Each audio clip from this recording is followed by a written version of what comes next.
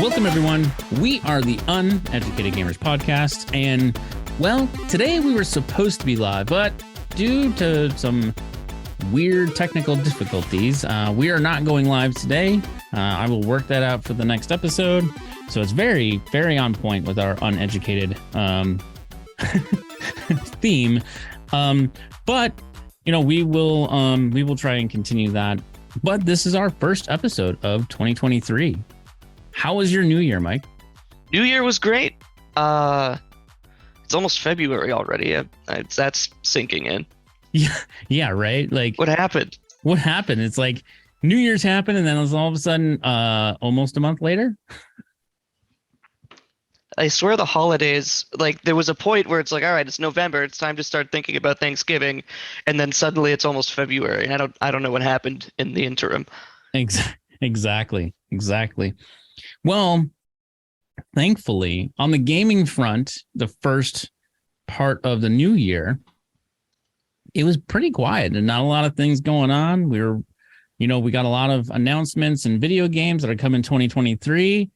And then the last 24 hours was pretty rough. Yeah. You're talking about Linus Tech Tips building a computer that's cooled by tea, right? No. Oh yeah, that is kind of cool. But no, that's not what I'm talking about.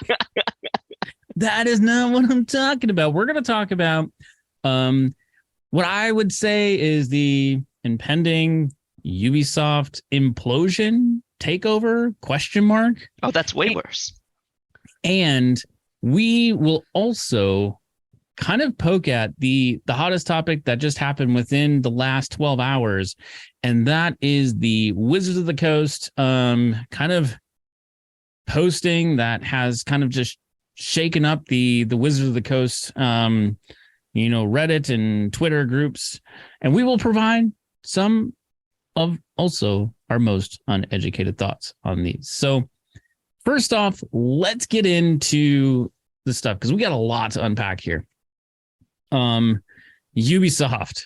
Let's start with the softball, which is still, I think, a pretty hefty conversation. But Ubisoft, oh boy, where do I begin? So essentially speaking, there was an announcement first that Skull and Bones was going to be put on hold. Or they're going to delay it, right?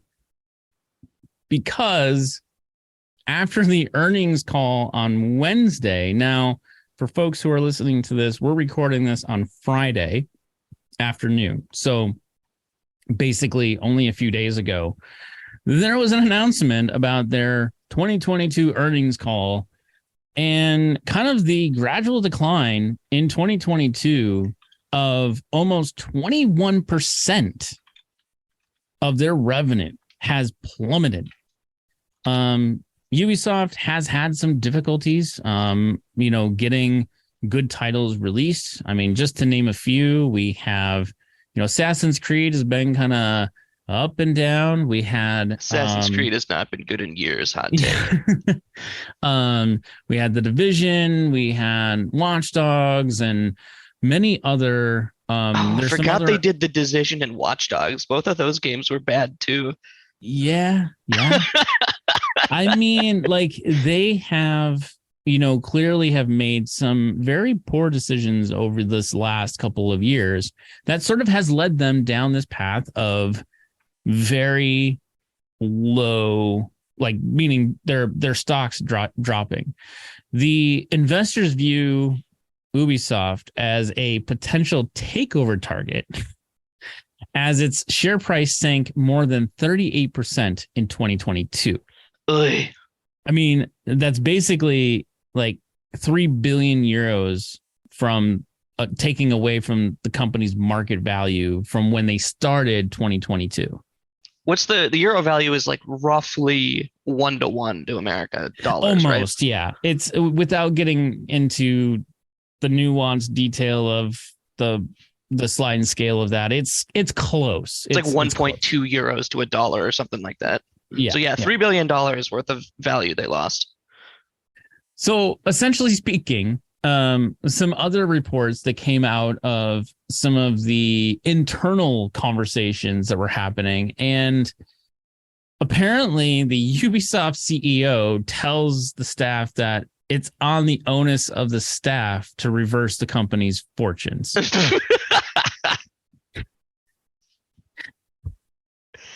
Okay. The quote here is, the ball is in your courts to deliver this lineup on time and at the expected level of quality. Meaning you basically got to crack the whip because you slaves are going to get this done. And you depend on the company. The company depends on you as the linchpins to get this done. It's you gotta whip the slaves harder. That'll save the company.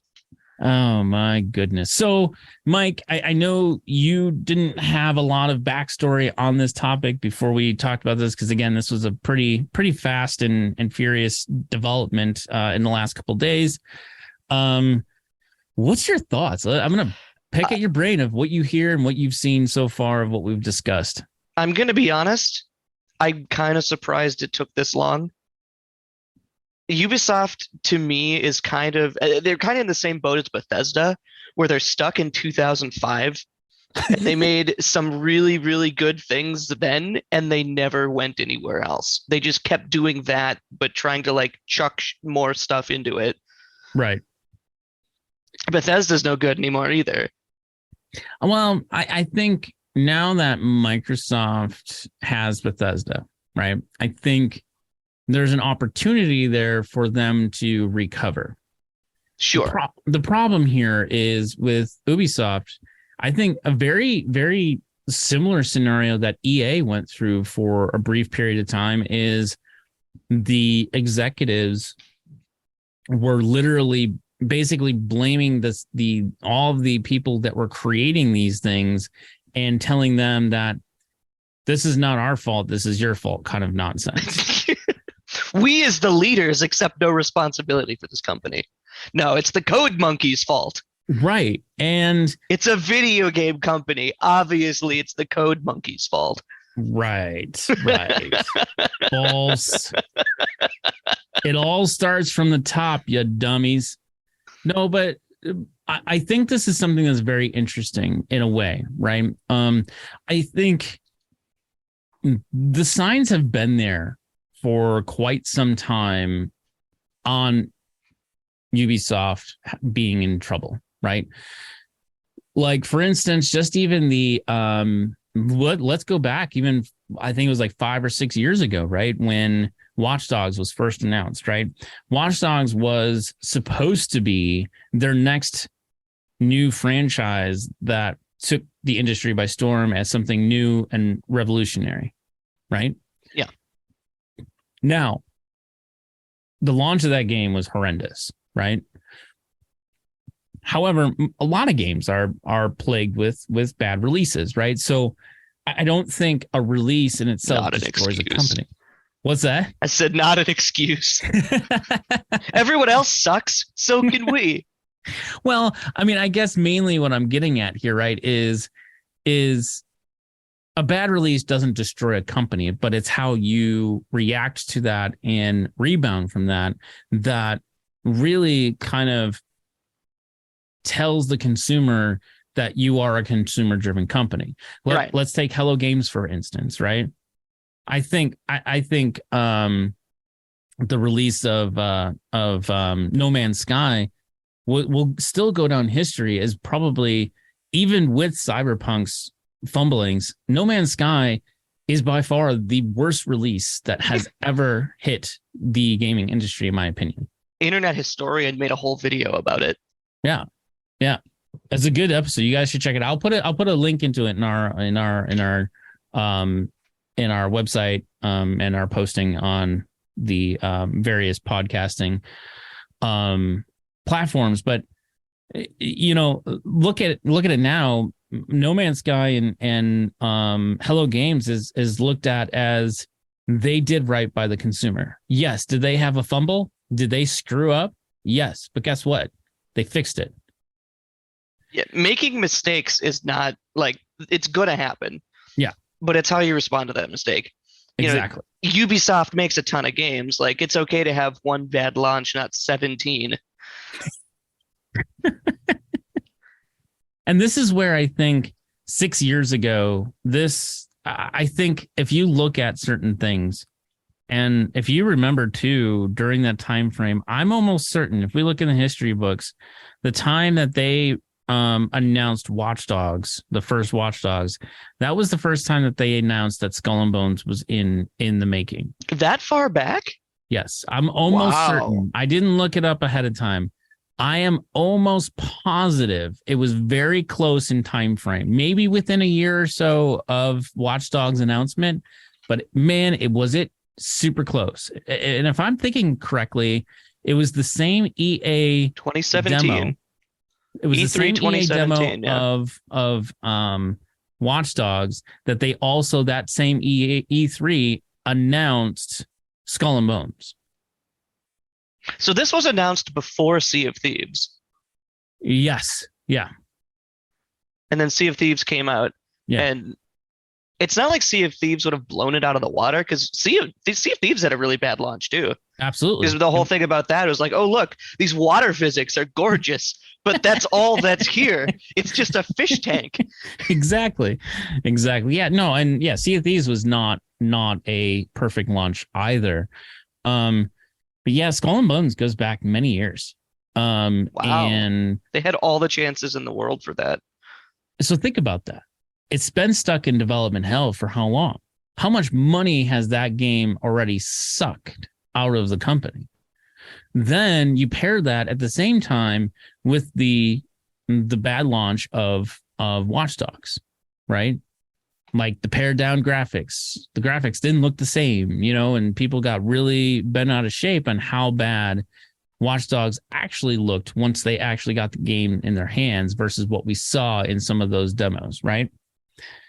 And I think that was also the beginning of a huge part of our industry, or the consumers of our industry started really kind of diving and poking at and prodding at much harder the fact that these demos that we get are not always the product that we receive.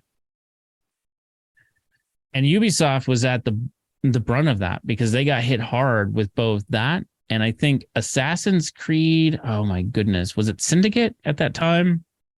That was the European one, right? The Jack the Ripper kind of. Yeah, I think so. I think Syndicate was the one that came out that same year as well. And that game, that was not great either. I think Black Flag was like their last good Assassin's Creed, wasn't it? Some people liked Odyssey. I liked Odyssey. I'm a fan of it. Origins, it's okay. Odyssey, I thought was pretty good because I thought it was fairly unique. I think the game mechanics were pretty good. But yes, in my opinion, Black Flag, which ironically enough is the offshoot of Skull and Bones, right? Because Black Flag has the pirate ship battles with the ships. They did naval combat in that game. Nice. So basically, it took the elements that everybody liked about Black Flag, which was a very small portion of the game, but it was cool nonetheless. And they were like, "Oh, let's make that a game." Sure. And so that's where the idea of Skull and Bones was based off of that snippet of gameplay out of Black Flag. So they already had code they could reuse. Yeah, but again, it's a very small fragment of the game. Like we're talking the battle piece with the pirate ships and stuff in Black Flag. That makes up maybe 30 minutes of content. Okay. So it's very small, but everybody raved about it. And that was the offshoot of saying, oh, ding, let's make Black Flag. Let's make a pirate not game. Black Flag, Skull and Bones. It would be cool because Ubisoft, at least me also being stuck in 2005, when I think of Ubisoft, I think, okay, they go through and they try to do a lot of historical research to put into their game. Yeah. I don't know how much that's held up since the original Assassin's Creed, but having a pirate themed game that was like super into 14th, 15th, 16th century piracy, like on the island coasts, like that would be cool. Yep. Yeah. I mean, Ubisoft, I had a lot of love for Ubisoft games pre 2010 era, right? They made a lot of good games, right? Deus Ex was one of their properties at one point, right? That was made by Ubisoft. Which we just discussed how there was like 2 good Deus Ex games. Yeah, right. That's their thing. Like the first 2 Assassin's Creeds were phenomenal. Yeah. Partially because the mechanic was novel. No one had really done that well before. I think like the Tomb Raider games had tried, and probably I'm sure PlayStation was Uncharted before that. Uncharted did a little bit of that, didn't they? I don't know if that was Uncharted or not. I thought that was Crystal Dynamics, not Ubisoft. No, not Ubisoft. Ubisoft didn't do. What I mean is the game did a little bit of that like parkour mechanic. Oh, I see what you're saying. Yes. But correct. Assassin's Creed really like perfected it for the time. And they kind of rode the coattails on that. Plus, like I said, all the historical deep dives that people got to learn a lot about that area of the world. It was cool. Right. And then they kind of just ran it into the ground with garbage. They did the same thing with I lost it. I had a train of thought there. It's gone. Far Cry was kind of like that. There was like 1 good Far Cry game, maybe 2. Like Far Cry 4 and maybe Far Cry 3 were good, and that's it. Yeah, and so I think, kind of getting back now to and bring this full circle, right, is, Ubisoft is looking to and basically they're reducing their operating costs. I don't know. They haven't disclosed how, but or at least I haven't seen if they have disclosed how, but they're looking to reduce by $1 billion of operating costs for 2023. That is a huge hit, especially if we're talking about, developers and designers and such being a part of that mix, right? Like I really hope, I don't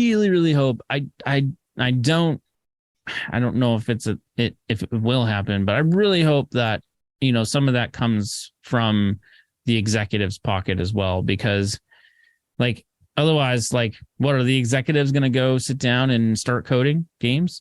No, they're just going to do what they do, and they're going to take all the money they can out of the company until it collapses, sell it to the next guy, and then get another executive job somewhere else and repeat. Because capitalism is an Ouroboros that eats itself forever. So I guess one of the things that I want to kind of get out of this is, so Ubisoft, right? Do we see this in, hostile takeover or, basically another company buying them?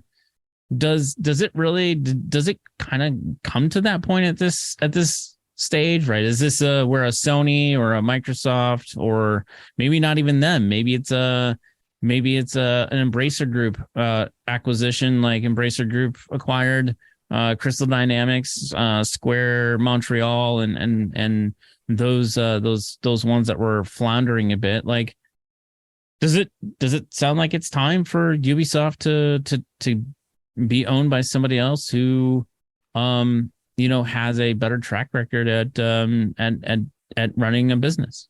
I don't see a whole lot of other outcomes to this situation. The reaction from the executives is clearly not one of pulling out of the nosedive. They're leaning into the nosedive, right? Yeah. So they're either going to go away or get acquired at this point. Here we go. So in addition to cancel the 3 unannounced games that were canceled, it said it's plans to make cuts over the next 2 years through targeted restructuring, divesting some non-core assets, and usual natural attrition. So in translation, workforce reduction, divesting in properties that are not core assets of theirs. So in other words, licensing deals and so on and so forth will likely go away. Don't expect another Assassin's Creed movie. Yeah, or don't expect another Mario Rabbids game either, right? Wasn't there a Watch Dogs TV show in the works? There is. Is that going to get canceled? Maybe. But it depends on how much they're involved with it, right? Mm-hmm. So that's what, that is the sort of divesting some non-core assets means. And then targeted restructuring, that's just going to be them consolidating their teams, right? I think this they're in a nosedive and they gotta do something. The question is do they have enough time to pull out of this nosedive before it crashes? If one or more of the executives cashes out and leaves and gets replaced within the next year or two, and that new guy coming in actually does a good job, they could probably pull out and be okay and have a chance to rebuild. Outside of that, I think they're going to get bought. Like the article expressly said, investors are already lining up to hostile takeover, right? Yeah. Wouldn't it be funny if ZeniMax bought them? Oh. That would be funny. We live in the strangest timeline. That would be what I don't even know what that would look like. But yes, that would be funny. That would be weird. That would be wild. I wouldn't even know how to react to that. I'm just as nasty as you are. I actually think, I'll be honest, I think it would be, if anything, it would be more of an Embracer Group kind of deal. Because I think what would happen here is they could structure it to where Ubisoft still retains its overall structure on how it's designed. And then Embracer Group comes in and says, okay, they refocus on the executables. What are we going to execute on? This is the work that we're going to do because this is what's going to make money, so on and so forth, right? So you leave the business people to run the operational side of it, and you have this other group say, this is what you guys do. What would it take? So assuming they get, the right leadership in place or whatever to be able to pull out of the nosedive, what do you think they would need to do, right? Because there would be like a set of core things like X, Y, and Z are the bare minimum required to get out of this. Well, I think first and foremost, this Assassin's Creed that's coming out, Mirage. I didn't even know there was a new one. They better damn well make sure that game is rock solid before it hits stores. I doubt it. But that's the point. Like, that is what you have to do, right? Like, those are those things that you need to refocus. I mean, I guess that's where like Skull and Bones is one of those things that they certainly did that, as well as the Avatar game. They've cut their losses from there and say, we don't know when those are going to come out now. And you then apply those resources that are part of those canceled games that they announced, and everybody is going to work gangbusters on getting Mirage and their next releases in tip-top shape. If these releases don't go well for them, it's literally going to say, the shareholders are going to want out. They're just going to want out. I pulled up the website for Assassin's Creed Mirage, and it's just got a series of blurbs on here. A powerful coming of age story, the ultimate assassin, an immersive reactive city. Like, okay, so it's the same game you've been putting out for the last 2 decades. What else you got? Like, that's what I'm saying. They're stuck in 2005. Yeah. I think that the thing that would save them would not be Mirage. I think it would be Skull and Bones. If Skull and Bones finally comes out and it's good, I think that would be the thing that would pull them out of the nosedive. I don't think anyone cares really about Assassin's Creed anymore. I mean, not only has it been hit and miss, but it's the same game every time. Well, and that's what I'm saying. Like, if Assassin's Creed Mirage, right, is the same thing, then don't release the damn game. right? No, Delay that sucker and do something different. Yeah, do something different. Or delay Mirage and say, you know what, we're going to focus on Skull and Bones, right? And getting that. But there's rumors that, you know, I've seen reports from back channel developers of Skull and Bones basically saying that game is complete trash. I'm not surprised. It's disappointing. And that's the reason why it's been delayed for so many times, is because they just can't figure out the right game mechanics for that game. And that's where I think I'll leave you with this, and I'm curious in your thoughts too, is I think by this time next year, we're going to be talking about Ubisoft's either being purchased by someone or being taken over, or will no longer be under the current control that it is of its own accord. I don't think it's going to last the year. Are they still making Far Cry games, or are they done with that series? So rumor has it is one of the games that they unannounced canceled was a Far Cry game. Okay. But that, again, that's just rumor.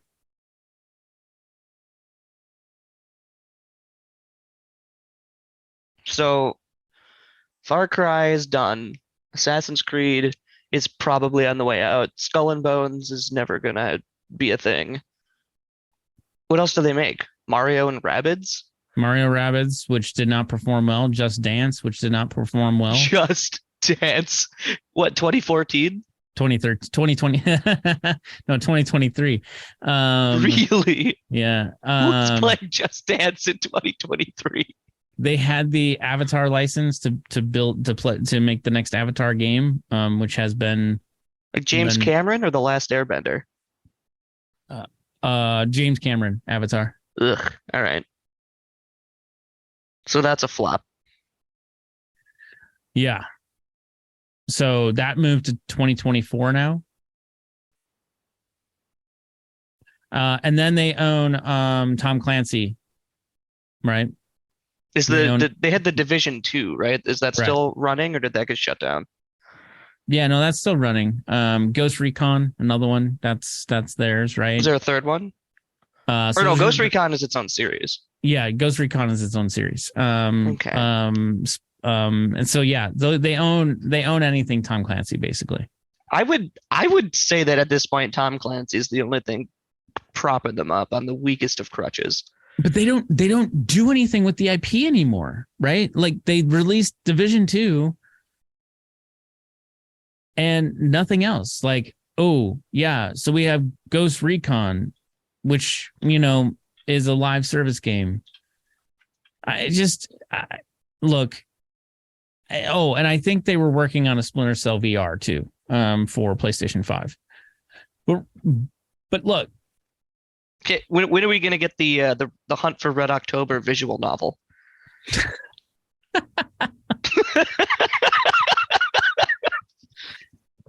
Oh man. I mean, like, what do you think? Like, do you think Ubisoft is still going to be going strong next year? It's not. It hasn't been going strong for 5 years now. Sure. I mean, I guess let me ask you more pointedly. A year from now, at the end of this year, when we're doing our final episode of 2023, are we talking about Ubisoft no longer being a company and being bought out by somebody else? I don't know if they will be completely gone by then, but they will be running on fumes at that point. One of the reasons I ask about their IPs and their properties that they have is what's the incentive for buying them? Tom Clancy would be a huge one for many. They'd be attractive for the right company. Yeah, but like, doesn't Tom Clancy's estate get like a say in that? Like, they could go anywhere they wanted. They don't have to partner with Ubisoft. But I guess I don't know the terms of their contract. Yeah, I don't know the terms of their contract either. But my understanding is they own the rights to the brand. They're definitely going to sell off Mythic Quest, I would imagine. That's their divestment. Yeah, I think so too. So that's going to get canceled. Prepare for that. How many seasons are there? 3. 3 seasons. That's watchable. And I might go watch that. But yeah, if I was an investor who was looking to do a hostile takeover of a failing video game company, looking at what they own, I don't think I would buy Ubisoft. Because realistically, what am I getting? Rainbow Six and fucking Just Dance? No, I'm not paying, what does this say? Billions of dollars for Just Dance and Rainbow Six. Could get Assassin's those. Creed. Assassin's Creed. I'm not paying for Assassin's Creed. The longest running game. The worst game. It's not the worst game, but it's bad. Speaking of bad and not bad games, but Wizards of the Coast, man. Wizards of the Coast making yet another enemy. They finally made the D&D community angry. I've never known the D&D community to be angry about anything. Tell us what happened, Mike. What happened? So as I understand it, and I am not an expert on contract law by any means, but they decided out of the blue to update their licensing for the D&D brand, which from its inception until very recently was some form of open licensing, so that you could license it for your own project. Like creators usually mostly did this. They licensed it for their own custom, like they would stream D&D playthroughs. They would make maybe even little animations with their characters and do like a show using the rule, whatever creative outlet you can license the D&D name for to go along to it. Wizards of the Coast decided, and they didn't, I don't know if they ever fully announced it or if it just started to come out because they didn't want to say anything yet. It was my understanding it was an employee leak. Employee leak. I know there was an employee reactive leak. I wasn't sure if the original, but basically what they were planning to do was close the license. And if I recall correctly, they said that anyone still using the license for their own creative goods now had to pay like a 25% royalty to Wizards of the Coast. So like Matt Mercer's Critical Role series, like suddenly would owe 25% of their revenue to Wizards of the Coast. How nonsense is that? How non-consumer is that?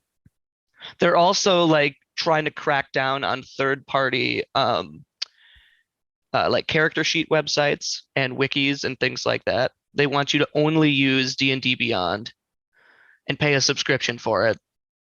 I don't know how that affects things like Roll20, because Roll20 was a tool a lot of people use. Oh yeah, that wouldn't be usable anymore because it's not a licensed. It was, as far as I'm aware, that wasn't licensed, right? No. The D&D community is upset, to say the least. I think that's an understatement. Like you can underscore that in saying that people are on full on revolt of Wizards of the Coast right now, especially their subscription service.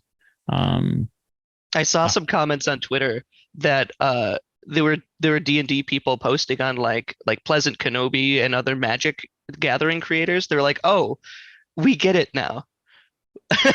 we're sorry. We're sorry we gave you so much crap before. Yeah. We get it now." Yeah, I mean, there's people that are reaching out to the professor, Brian, Tolarian Academy, Tolarian Community College. And a few others. You know, Pleasant Kenobi is another one that you mentioned there. And a lot of Magic artists they play D&D. I'm not gonna name names, but there's people who just do not. They're like, we cancel. We're done.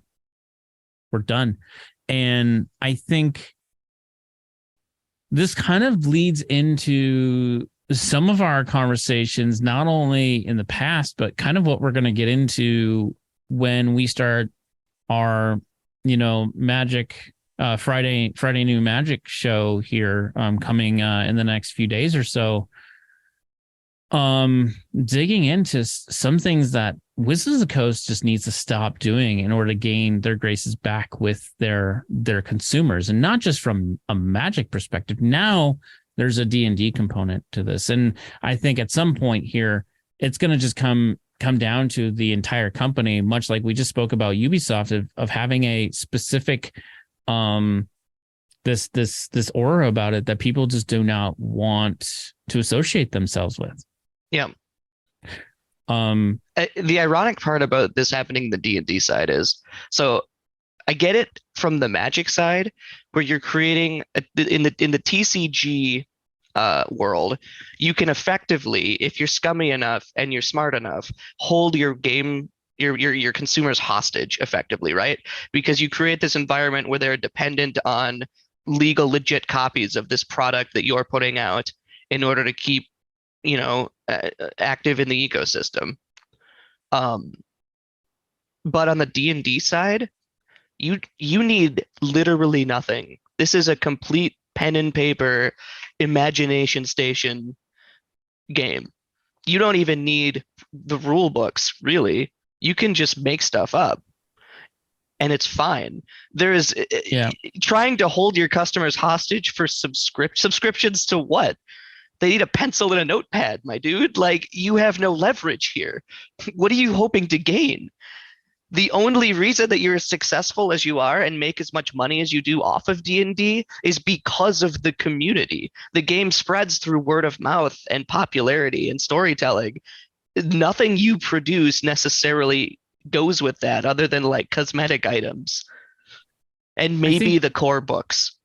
Yeah, I think the worst part about this, and I think the black eye to that statement that you just made about the community, because you're right. Like, regardless of the product that Wizards produces with any game that they do, any property they have, D&D, Magic included, all of it, everything that they produce,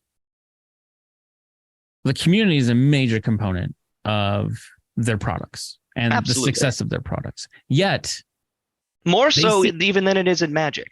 Right, but they a lot of these allegations now, and these employees coming out and talking about and being very frank that Wizards of the Coast does not care about consumers. They look at the community as an obstruction. Yep. And I have this email that the employee leaked from Wizards of the Coast, if you'd like me to read it. Sure. He says, it says, "Hi." And this, as far as I know, has been verified. They're not naming names for obvious reasons. Yeah. But this email has apparently been verified, as far as I can tell. It says, "Hi, I am an employee at Wizards of the Coast currently working on D&D Beyond, DDB, and with D&D business leaders on the health of the product line. If you want, I can provide proof of this. I'm sending this message because I fear for the health of a community I love, and I know what the leaders of WotC are looking at. They're briefly delaying rollout of OGL changes, OGL being the open gaming license that we discussed. They're briefly delaying rolling out of OGL changes due to the backlash. Their decision-making is based entirely on the provable impact to their bottom line. They specifically are looking at DDB, D&D Beyond, subscriptions and cancellations, as it is the quickest financial data they currently have. And they are still hoping the community forgets, moves on, and they can still push this through. I have decided to reach out at my time in WotC, or I have decided to reach out because at my time in WotC, I have never once heard management refer to customers in a positive manner. Their communication gives me the impression they see customers as obstacles between them and their money. The DDDP, oh my God, their DDB team was first told to prepare to support the new OGL changes and online portal when they got back from the holidays, and leadership doesn't take any responsibility for the pain and stress they cause others. Leadership's first communication to the rank and file on the OGL was 30 minutes on January 11th, 2023. This was the first time they even tried to communicate their intentions about OGL to employees, and even in this meeting, they blamed the community for overreacting. I will repeat, the main thing this leadership is looking at is DDB subscription cancellations. Hope your day goes well. Name redacted. Yeah, I mean, this whole thing opens up a whole the kind of some of the conversations we had early, mid-year last year. I think right around shortly after you joined this podcast, right? And we started kind of just diving in, like, what is Wizards doing? And I know we're going to talk about this more and expand on some of this more from a what they should do more of and what they shouldn't do in our other show. But honestly, like, this is bigger than just Magic. And from from where I'm sitting, this here is telling me Wizards of the Coast is in freaking trouble. I think, I mean, honestly, this is where I'm just gonna say it directly. I think this is going to be a big financial impact to Wizards of the Coast. Oh yeah. Forward. I think again, many people, yeah, they're talking about that their main metric is D&D Beyond subscriptions. Yeah, but the product you're selling doesn't require any subscription at all. It doesn't even require the physical product you're selling to play. Right. So what are you doing? What is your end goal here?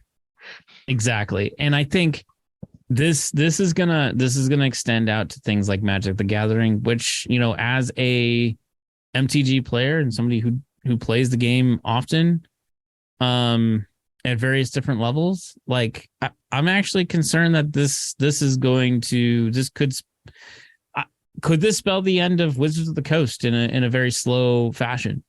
Are they nosediving just as quickly as Ubisoft is? Yeah. Well, how's their stock price doing today? Well, that's the funny thing, though. Wizards of the Coast is a subsidiary of Hasbro, right? So some of that kind of gets bundled and obfuscated from the overall sure bottom numbers that we see, right? I don't think Wizards of the Coast is publicly traded, is it? No. Well, Hasbro is publicly traded. Right. Wizards is owned by Hasbro. Right. I'm not certain how that works ipso facto. Right. If that makes Wizards technically publicly traded or not. But I mean, like, there's no Wizards of the Coast stock price, I guess, is what I'm getting at. No, right? no, that's not as far as I'm aware. So, I mean, I'm curious. I mean, as a Magic player, looking at it from your perspective as a Magic player, what does this make you feel about wanting to continue to support and play Magic the Gathering? It's really frustrating. Like, I always complain about prices and like the fact that it's basically loot box the game and I don't buy product and whatever have you. But like, even outside of just thinking packs is bad for consumers, everything is so expensive now. I can't even I haven't played Limited in at least 2 years. Can't afford to play Limited, the one legitimate place for packs. I don't care about Standard anymore. I never really played Standard, but I just don't even care to watch it anymore. Modern is the only thing I'm interested in, and I'm worried they're going to ruin that too now that they're starting doing like the Lord of the Rings set that's coming out that's direct to Modern really worries me. Yeah. I mean, I guess here, I mean, this is it's not the same thing, but it could be almost appear to be the same thing. But what if, game stores who are not part of the, say, premium WPN service, what if they have to cease and desist on having any events, Magic events? As part of new guidelines, like similar to OGL. That's awful. If you're not an official WPN store, you're not allowed to host Magic events. Right. That's complete nonsense. I'm not saying I believe that it could happen. That's the scary part, but it's infuriating nonsense. But be clear. I am going to be clear. I'm not insinuating that is happening or that has been announced. It is not. No, as far as we're aware, there's not even been talked about. No, but if it happens, I am hosting FNM at my house going forward, and I will profit off of it because screw Wizards. But let the police come after me for my unsanctioned card games. But this is Molly's Game 2, everybody. But seriously, I mean, I think that is a direct, I think it's a good comparison, in my opinion. It really is. To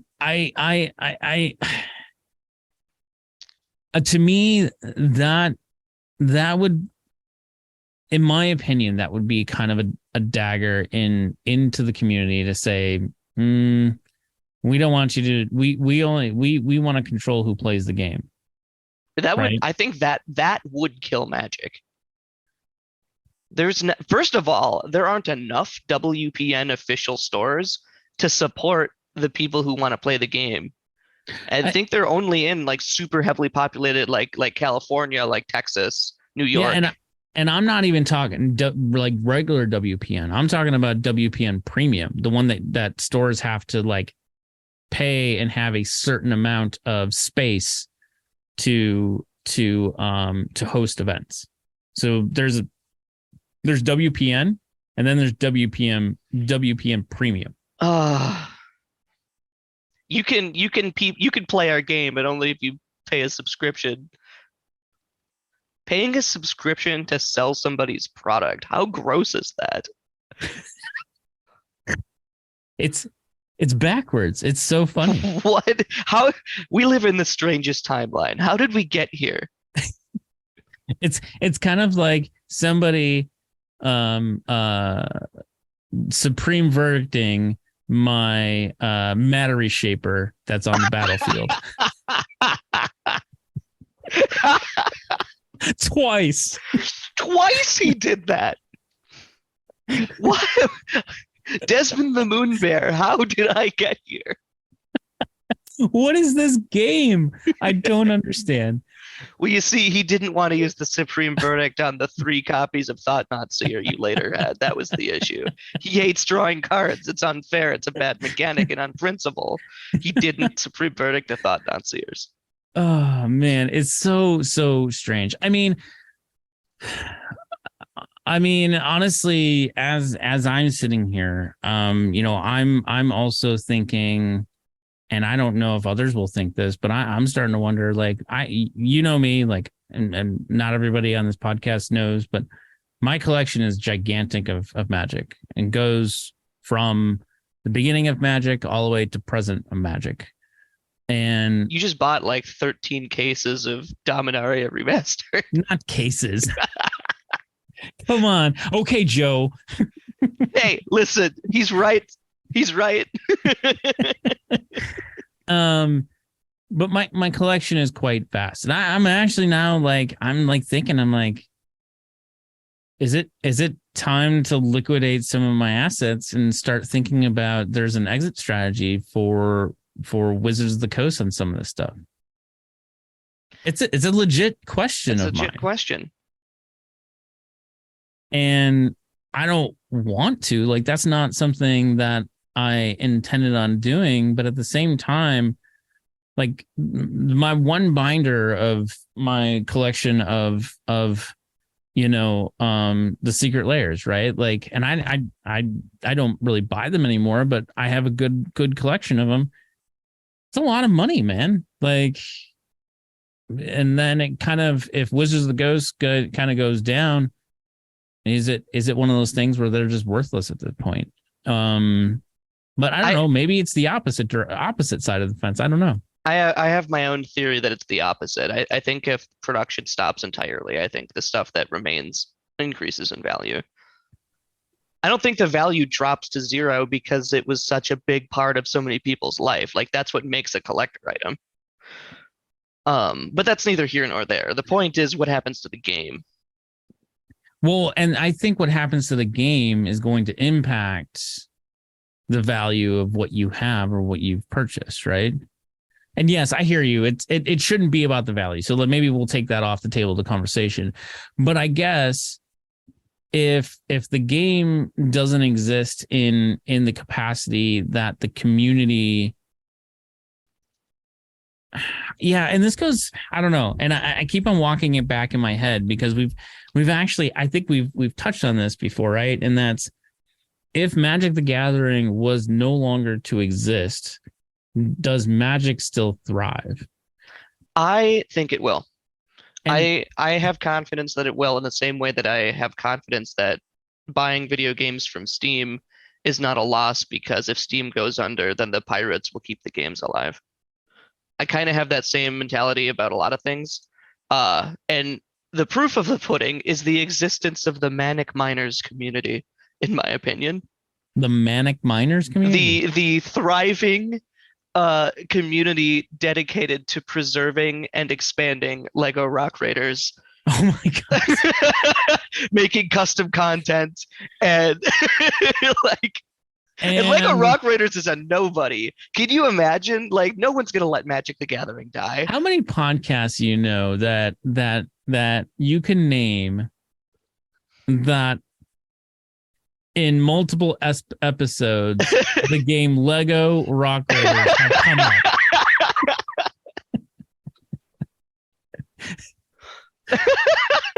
We're probably the only one in existence.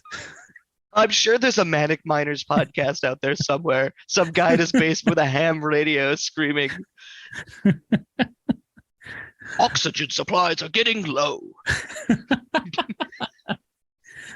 Haven has occurred."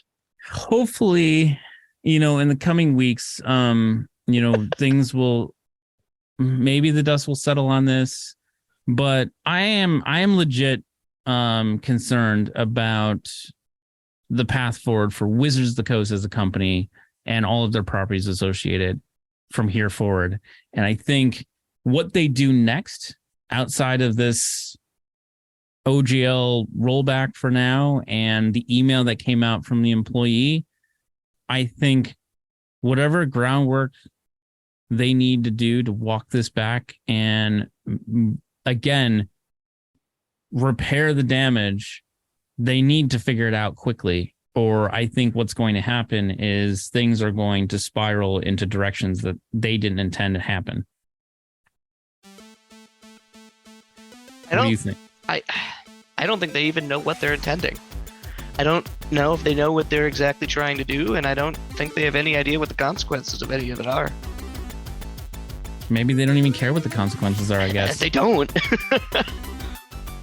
Thanks for listening to our most recent episode of Uneducated Gamers. You can go to Galaxy Game TV to post comments on each of our episodes, or if you have a question or a topic you would like us to include in an episode, feel free to leave a comment. Until next week, we bid you farewell.